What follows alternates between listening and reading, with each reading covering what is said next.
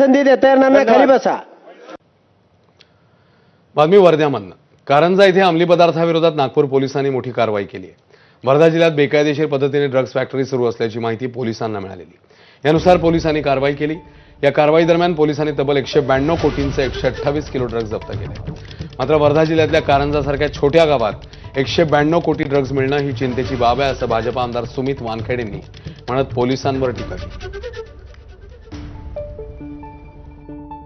ना local crime ब्रँचला काही idea आहे, ना लोकल पोलीस स्टेशनला काही आयडिया आहे, ना स्थानिक इंटेलिजन्सला काही आयडिया आहे, ना काही पोलीस ॲडमिनिस्ट्रेशन. याबाबत पोलीस ॲडमिनिस्ट्रेशन पूर्णपणे अनभिज्ञ आहेत. त्याच्यामुळे मला असं वाटते की एकतर पोलीस ॲडमिनिस्ट्रेशन कुठेतरी लूज झालेलं आहे डिस्ट्रिक्टमधलं, किंवा स्थानिक लोकांनीच माहीत असूनही हा जो काही व्यवसाय तिथे चालू होता तो लपवण्याचा प्रयत्न केलेला आहे.